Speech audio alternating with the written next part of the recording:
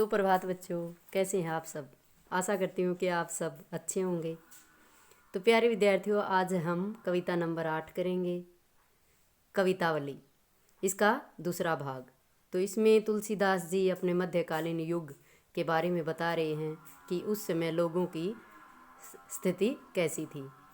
तो शुरू करते हैं। खेती न किसान को, भिखारी को ना भीख, बली बनिक को बनीज, न चाकर को चाकरी।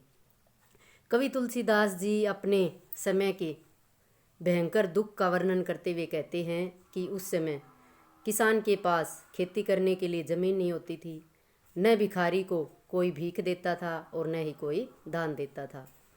बनिए का व्यापार मंदा चल रहा था, न चाकर को चाकरी, और नौकरी चाहने वाले दर दर की ठोकरें खा रहे थे, अर्थात उन्हें नौकरी नहीं मिल रही थी।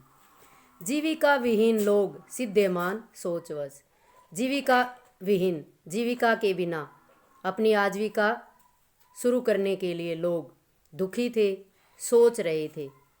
कहे एक एकिन को कहा जाई का करी, और वे एक दूसरे से कह रहे थे कि अब क्या करें और कहाँ जाएं। वेदु पुराण कही लोको बिलोकियत।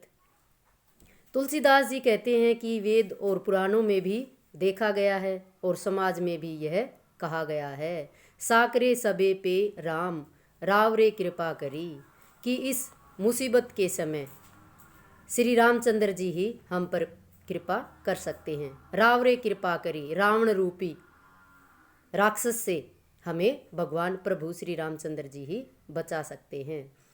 दारिद दशानन दबाई दूनी दीन बंधु।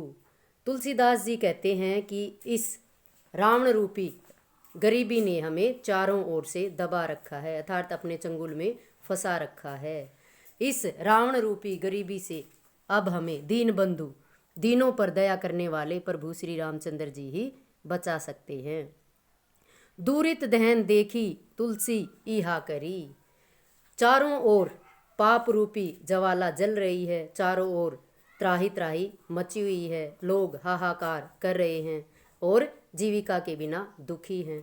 अब तुलसीदास जी भगवान श्री रामचंद्र जी से प्रार्थना करते हुए कहते हैं कि हे प्रभु, इन दुखियों के दुख अब आप ही दूर कर सकते हैं। तो प्यारे विद्यार्थियों, आज के लिए इतना ही, बाकी कल करेंगे। धन्यवाद।